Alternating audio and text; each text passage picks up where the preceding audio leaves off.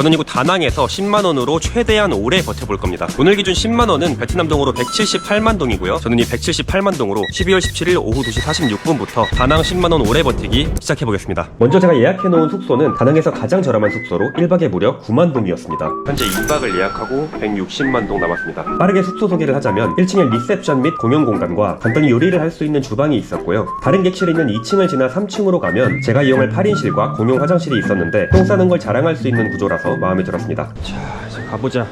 지금 여기서 제일 가까운 해변을 찾아보니까 한 2.4km 정도 되더라고요. 2.4km 정도야 뭐 걸어 가보도록 하겠습니다. 그래서 제가 어쩌다가 10만원 버티기를 하게 됐냐, 제가 옛날부터 여행은 좋아하는데 돈이 없으니까 이 제한된 돈으로 한 여행지에서 얼마나 버틸 수 있을까, 이게 항상 궁금했거든요. 근데 유튜브를 보면 만원 살기 이런 건 많아도 10만원으로 오래 버티기 이런 건 없더라고요. 그래서 내가 한번 해보자, 궁금증도 풀고 돈도 아낄 겸 이렇게 하게 됐습니다. 한번 싸게 여행 잘 해보도록 하겠습니다. 이번 영상에서는 무작정 오래 버티는 게 아니라 여행할 건 하면서 과연 며칠까지 버틸 수 있을지 알아보기로 했습니다. 그렇게 베트남 특유의 에너지 넘치는 도로와 기찻길을 지나 해변가에 도착할 수 있었는데 시작하자마자 부상을 입었습니다. 지금 여기 바로 뒤에서 공사를 하고 있는데 제가 옆에 인도를 지나가고 있었어요. 근데 저기서 일하시는 분이 보지도 않고 인도에다가 돌을 막 던져가지고 여기 맞았습니다. 겉에는 별로 상처가 안 났는데 좀 잘못 맞았는지 걸어다니기가 좀 힘드네요. 그냥 운이 안 좋았던 것 같아요. 어쨌든 그랩 탔으면 이럴 일도 없는데 소장부터 일이 생기네요. 그래도 일단 왔으니 바다라도 구경하려고 했는데 야, 이거 바다 색이 겐지스강보다 더러운데요? 더러운 시간이 아깝더라고요. 오, 깜짝이야. 이거 뭐야 이거? 뭐 배틀그라운드야? 그렇게 무념무상으로 걷다가 우연히 포세이돈을 봤는데 이게 제일 재밌었어요. 너무 아무것도 없다. 이후엔 곧바로 아픈 발을 이끌고 빗속을 헤치며 숙소로 돌아왔습니다. 숙소에서 잠시 쉬다가 근처 식당에 저녁을 먹으러 갔습니다. 저희 숙소 근처에 있는 식당인데 쌀국수랑 분짜를 팔아요. 근데 너무 싸고 너무 맛있어서 자주 왔어요. 오늘 저녁으로 좋은 선택이 되지 않을까. 이 동네 찐 로컬 쌀국수의 가격은 단돈 3만 동이었습니다. 완뚝했습니다. 이게 뭐 굉장히 특별한 맛이 있다기보다 한국에서 먹는 맛있는 쌀국수를 7, 8배 더 싼 가격으로 먹을 수 있다는 게 너무 좋은 것 같아요. 잠깐만. 참고로 모든 한화는 반올림합니다. 이렇게 했는데도 아직 21만 동밖에 안 쌌다니 최고다 최고. 아이씨, 비가 오는데 우산을 안 가져왔어. 자기 전에 약간 코너 속의 코너로 저만의 호스텔 꿀팁 하나 알려드리자면, 호스텔에 오면 이런 커튼 걸어놓는 데가 있는데 평소에 갖고 다니는 자물쇠로 이 비닐봉지를 걸어두면 이 쓰레기통이 됩니다. 혹은 뭐 물건을 걸어놓을 수도 있고, 그리고 참고로 이거 물은 공짜입니다. 이 밑에 정수기가 있더라고요. 굿나잇.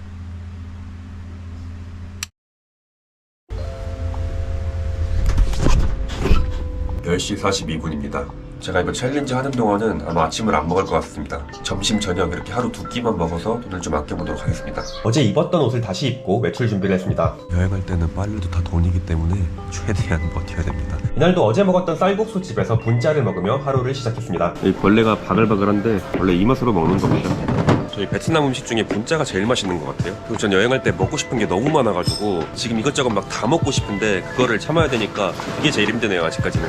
이때까지만 해도 음식에 제약이 생긴다는 게 여행에서 얼마나 큰지 몰랐습니다. 이렇게 분짜에다가 면 추가까지 해서 3만 동입니다. 그럼 이제 배도 찾겠다. 동네 마시러 한번 좀 다녀보겠습니다. 그렇게 정처 없이 한참을 걸어 다녔는데 아니, 이 동네가 정말 볼 게 없더라고요. 지금 제가 묵고 있는 숙소가 그냥 단순히 싼 이유 때문에 예약을 한 건데 조금 실수가 아닌가 싶네요. 여기가 보통 다낭 오시면 지내시는 구역에서 완전히 반대편에 있어요. 그래도 뭐 와서 동네 구경하고 이러면 볼 게 있겠지 하고 온 건데 정말 볼 게 없네요. 대책을 세워야 될 것 같습니다. 그렇게 돌아와서 조금 고민을 하다가 저는 숙소를 바꾸기로 결정했습니다. 저는 여행할 때 그래도 좀 사람답게 하는 걸 좋아하거든요. 제가 뭐 인도기차 100시간 타고 히말라야에서 샤워도 안 하고 이러니까 안 그래 보일 수 있는데, 그래서 저만의 팁이 있다면 이 구글 리뷰를 같이 봅니다. 때마침 할인이 들어가서 이곳보다 저렴한 숙소를 한 곳 발견했는데요. 침대에 개미가 있습니다. 잠을 잘 수는 없습니다. 말도 안 되는 충격의 숙소. 문 열자마자 사람이 100년 동안 살지 않은 쾌쾌 냄새. 모기와 날파리가 5,000마리 있습니다. 수압은 내 오줌줄기가 더 셀 듯. 여기 잤으면 큰일 날 뻔했네요.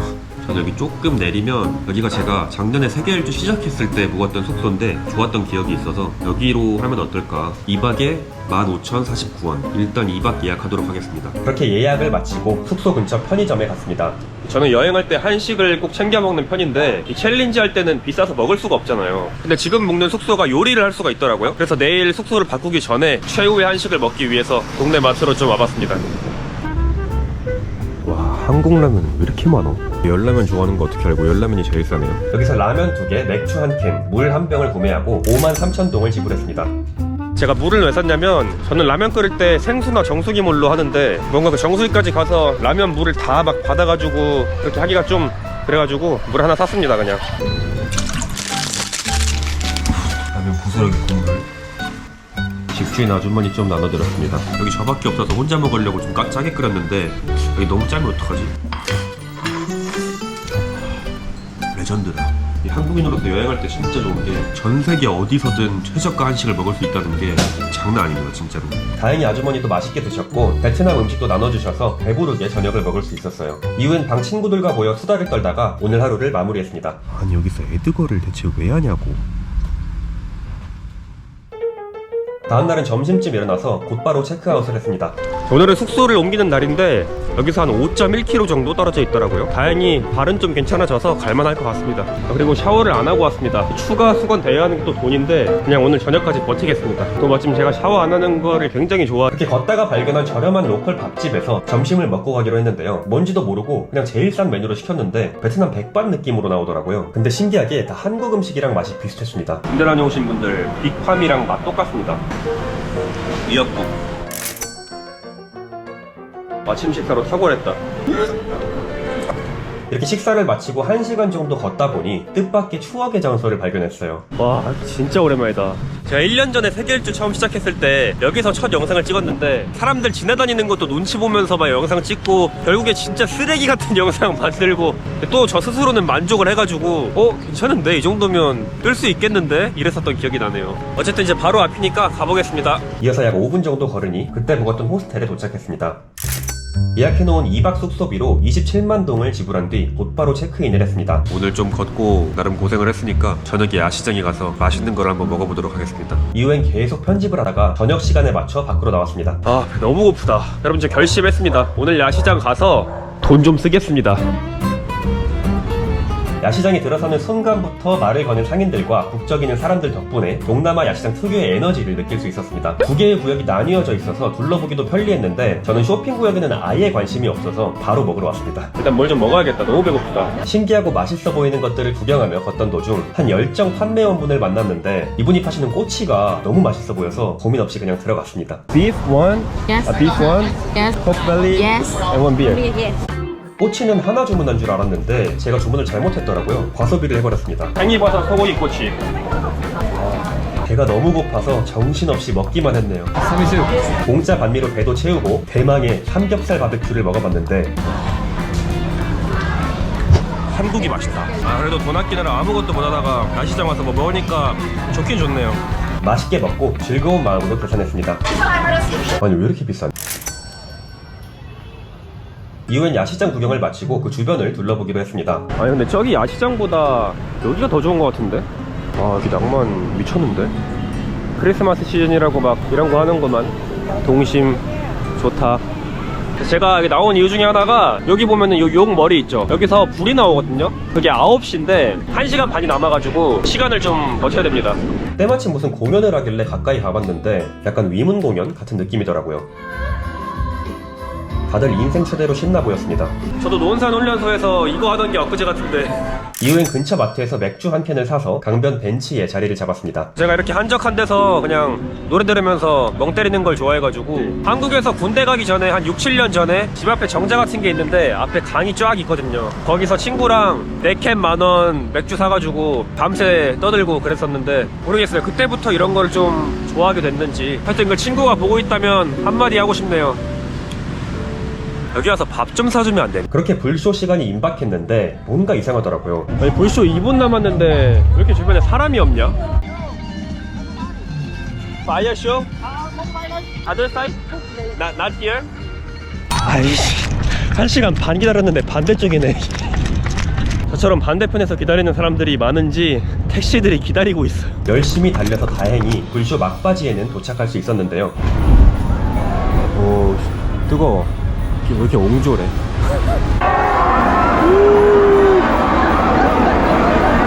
세기말 축제 같은 분위기에 저도 이 순간만큼은 모든 근심 걱정이 없어졌던 것 같습니다. 분위기가 좋네요. 시원하니 가자 빨리. 반새우 닭필. 땡큐. 반새우라는 음식을 먹으러 왔는데 베트남어로 반이 빡이라는 뜻이고 새우가 지글지글거리는 소리라고 하네요. 부침개 이 정도로 해석할 수 있는데 새우, 삼겹살, 숙주, 양파 뭐 이런 것들이 들어간다고 합니다. 오늘은 그래서 이걸 먹고 여기 근처에 시장이 있더라고요. 그리고 현지인들이 이용하는 대형 마트가 있어요. 두 군데를 가보고 뭐가 다른지 좀 구경도 하고 그럴 예정입니다. 반새우는 우리나라 쌈처럼 싸서 소스에 찍어 먹는 음식인데 풍미가 미쳤더라고요. 와, 이거 최고다 최고. 진짜 웃긴 게 지금 여기서 먹은 건데 저기가 그 대박집이거든요. 근데 여기서 저기 끝으로 가라고 계속해. 내가 아까 여기 들어갈 때도 거기 아니라고. 밥을 먹고 시장까지 걸어가는데 역시나 길이 안 좋더라고요. 자꾸 그랩이 생각났습니다. 와, 오토바이 봐라. 오토바이 나라 맞긴 하다. 드디어 오토바이로 둘러싸인 시장에 입성했는데요. 길이 요렇게밖에 없네요. 너무 좁다. 실내는 전체가 바둑판 형식으로 되어 있어서 미로처럼 복잡했고 걷는 내내 피로도가 쌓이는 느낌이었습니다. 개인적으로 볼 것도 별로 없게 느껴졌어요. 끝에는 외부로 이어진 통로가 있었는데 주로 간식거리나 인형 등을 팔고 있었습니다. 다만 어느 시장에나 있는 것들이라 특별할 건 없었어요. 여기 꼰시장은 그냥 지나가다가 보는 게 나을 것 같습니다. 마침 대형마트도 바로 옆에 있어서 이어서 들어가 봤습니다. 1층에는 인기 브랜드들이 모여 있었고 운 좋게 난생 처음으로 진짜 스테비아를 시식할 수 있었는데 풀이랑 설탕을 같이 입에 때려 넣은 맛이더라고요. 이후엔 곧장 2층의 식품 코너로 왔는데 도둑이 많은지 케이블 타이로 가방 결속부터 당했습니다. 동남아에 왔으니 먼저 과일을 한번 싹 둘러봤는데요. 망고가 키로에 1,600원? 와, 싸다. 이게 한 7,800원 밖에 안 해. 엄청 싸다. 석가 이게 진짜 맛있거든요. 2,500원. 엄청 단 망고? 약간 그런 느낌인데 챌린지 끝나면 먹어야겠다. 두리안은 비싸긴 하네. 10,000원. 이외에도 신기한 과일들을 보는 재미가 있었어요. 이건 뭐지? 뭔지 모르겠네. 로즈 애플인가 보다. 특이하게 과일에 이렇게 소금이 들어가 있다. 이렇게 구경을 하던 도중 제 시선을 사로잡은 코너가 있었는데요. 김치가 이렇게 많어. 저 끝부터 여기까지 다 김치입니다. 다 김치. 김치 칸이 여기 베트남 소스 칸보다 더 커요. 이게 말이 돼? 스시를 파는데 신기하게 이렇게 비닐봉투에다가 하나하나 넣어가지고 파네요. 하나에 5,000동. 그럼 콜라도 한 4,500원 밖에 안 하네요. 베트남 마트에서는 뭘 파는지, 해외에서 파는 한국 제품은 뭐가 있는지 구경하는 재미가 있었습니다. 개인적으로 꼰시장보다 한 10배는 재밌었어요. 돌아가는 길에 10,000동짜리 물을 사서 숙소로 복귀했습니다. 근데 와서 보니 여기도 정수기가 있더라고요. 돌아와서 편집을 하다가 저녁으로 또 분짜를 먹어줬습니다. 그리고 원래 내일이 체크아웃이었는데 제가 오늘 나오는 길에 3박을 추가로 예약해놨습니다. 360 for 3 nights. 아시겠지만 호스텔 가격이 항상 일정하지가 않습니다. 오늘 끝.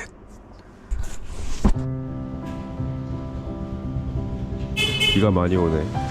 장기 여행을 하다 보면 한국에서 지내는 거랑 똑같이 쉬는 날이라는 게 필요한데 오늘 마침 비도 오고 그래서 숙소에서 좀 쉬면서 앞으로 뭐 할지 좀 찾아보도록 하겠습니다. 그래서 이날은 편집과 정보 수집만 하면서 시간을 보냈고 밥도 돈을 아낄 수 있는 메뉴인 볶음밥과 비빔쌀국수를 먹어줬어요. 그래서 오늘 쉬면서 내일 뭐 할 거 좀 찾아봤는데 여기 숙소에서 왼쪽 오른쪽으로 10km 거리에 각각 영흥사랑 마블 마운틴이 있더라고요. 영흥사가 입장료가 공짜라서 아마 내일은 여기까지 한번 걸어가 볼 것 같습니다. 그렇게 저는 내일을 위해 충분한 휴식을 취하고 잠에 들었습니다. 신발 오랜만에 꺼내네요. 오늘 좀 많이 걸어야 되기 때문에 이날도 어김없이 분짜를 먹었는데 여기는 이 고기가 맛있더라고요. 앞으로 10km를 걸어야 해서 가는 길이 조금은 힘들 줄 알았는데 음악을 들으면서 원래라면 갈 일 없는 외국 길을 걸으니까 자유롭고 해방된 기분이 들었습니다. 30초 뒤에 들이닥칠 비바람만 아니었다면요. 오이씨. 와, 이거 다리 끝나기도 전에 지금 비바람이 갑자기 몰아칩니다. 와, 동남아 진짜 장난 아니다. 어우씨. 이게 확실히 한국이랑 좀 다른 게 여기는 비가 한 번 오기 시작하면 몇 초 만에 확 쏟아지고 조금 있으면 멈춥니다. 그렇게 잠시 쉬고 있으니까 몇 분 만에 마법처럼 비가 그치더라고요. 다시 한참을 걷다 보니 제 목적지가 보이는 바닷가에 도착했습니다. 저기에 가는 겁니다. 가까워 보이지만 한참을 걸어가서야 도착할 수 있었어요. 엄청 크네. 이쁘긴 하네요 보니까.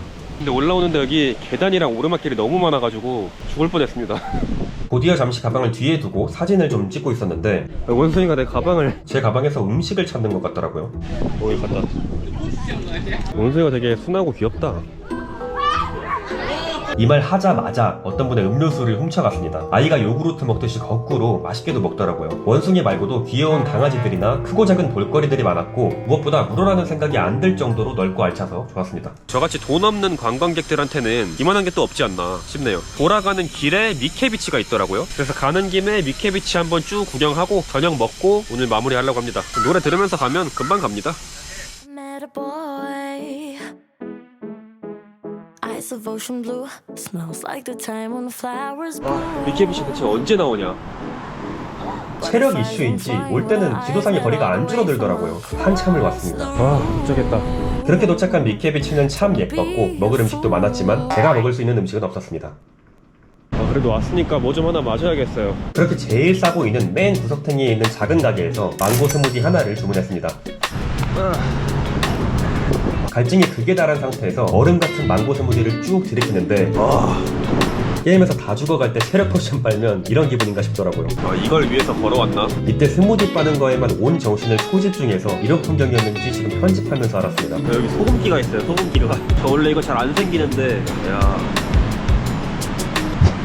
이후엔 용다리를 지나 숙소 가기 전 저녁을 먹으러 왔습니다. 껌땀이라는 메뉴인데 그냥 숯불 돼지고기랑 밥이에요. 이거 한국인이 싫어할 수가 없는 맛인데요. 다들 상상하시는 그 맛 정확히 그대로입니다. 가격은 6만 동이었어요.